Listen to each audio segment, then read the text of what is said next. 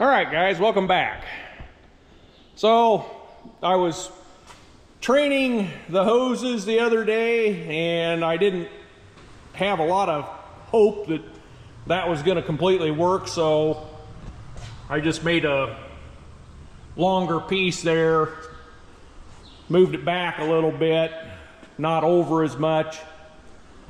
Now, I'm satisfied with that. I've got these things I bought the other day at Fleet Farm. I'm going to put them on, and I think all I got to do is just take the hose loose from the coupler and I can put them over there. Hopefully that'll work. Anyway, that's the 856 update. I get that done and it's about ready for a bath before Mid-Iowa Antique Power Show. Over here we have Sadness. I don't know. Before I started watching Ross on YouTube, I really wasn't aware of all this sadness, but it seems to be a perpetual part of my life now. So I've been scraping the carbon off the tops of the pistons. Got a couple to go. The cylinders look really pretty good in that engine. I'm kind of happy about that. The reason that you can see the pistons there, I don't know how well the camera will pick that up, but there is a nice crack right between the intake and exhaust valves on number 1 cylinder on the head. I was hopeful it was just a head gasket, and I thought I could see a little track where that was the case, but then I hadn't even cleaned it up. I spotted that crack before I even started cleaning. So that is the original head. You can't see all that well because of this. We do this. I blew that off with the air gun is all I've done. I'm gonna clean that up. Hopefully we can make that one work. Probably use the springs, retainers, and locks from this head, or possibly some from both. And this one, provided I don't find any cracks when I'm cleaning it up, we'll go to the machine shop and it's going to get new guides, seats, and valves. Well, provided the guides need it, I guess. Anyway, so that's the plan. Got the other wheel weight put on the 6080. Always a good feeling to complete a little project like that, even as piddly as that was.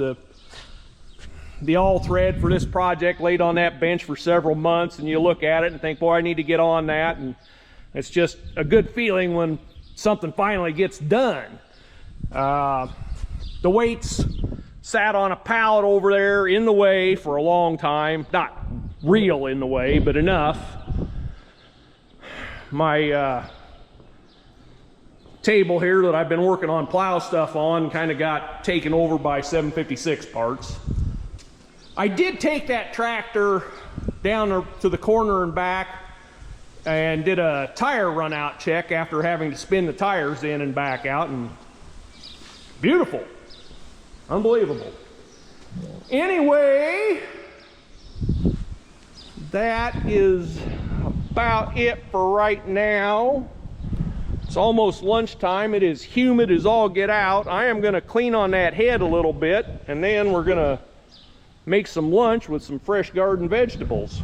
Oh, here's another thing.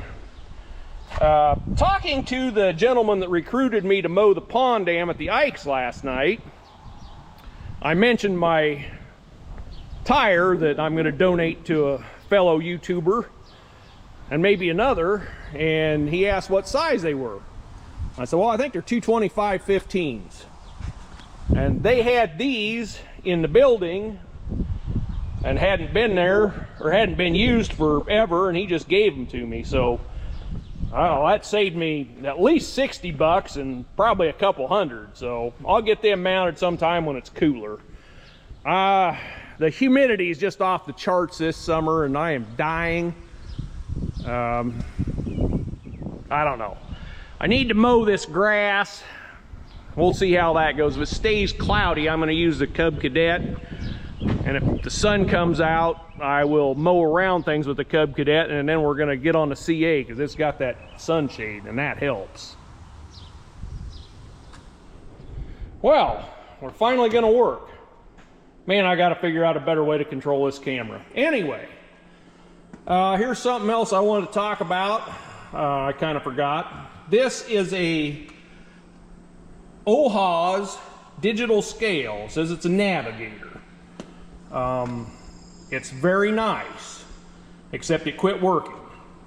When I rebuilt the engine in my narrow front 45, this is a scale that I used to weight match the pistons and pins.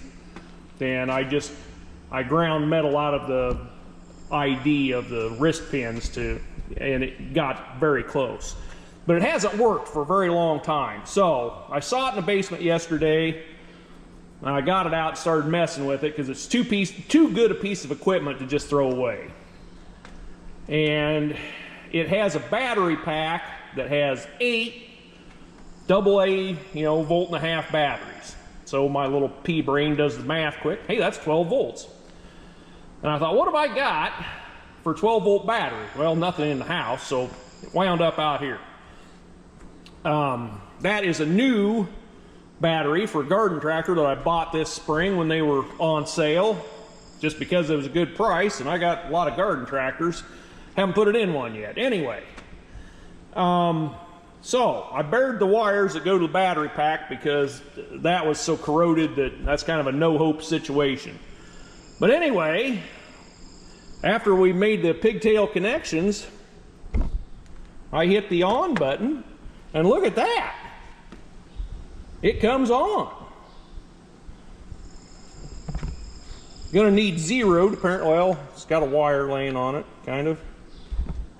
It's sitting on a soft foot, and that's not helping. So, there, you can zero it. I don't know why it's doing that, but okay, so that weighs, the third decimal place is either 5 or 0, but I mean, it's very accurate, and I'm pretty sure ounces,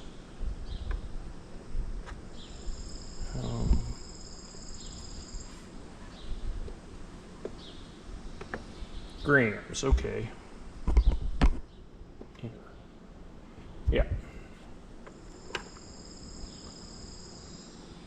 Yeah, it'll measure to 1/10 of a gram.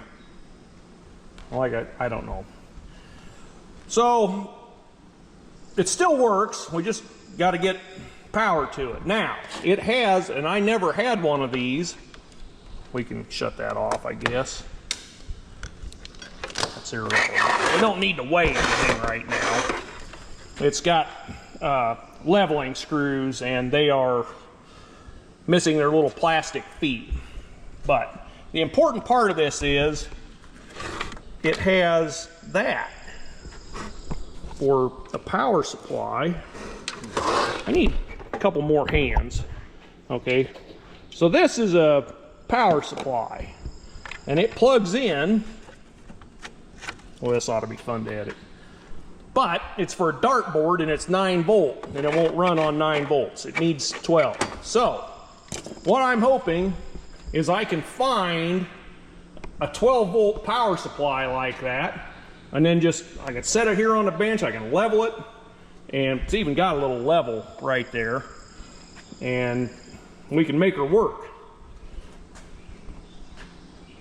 All right, here's something else that I've been wanting to talk about for quite a while, and we're going to do it now, just so I can get this old rusty piece of crap off the bench in the scrap pile.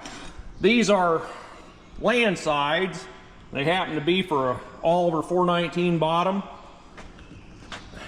This is one I took off of the 365. Hopefully you can see how that's got a big radius. I mean, I've seen worse, obviously, but this is pretty bad.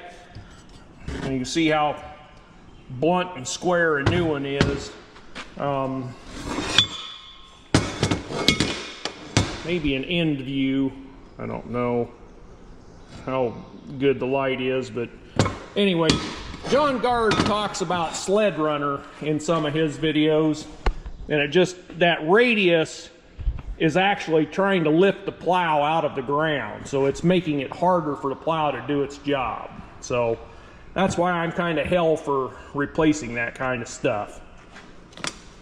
No more than we get to plow, I'd like to do a good job.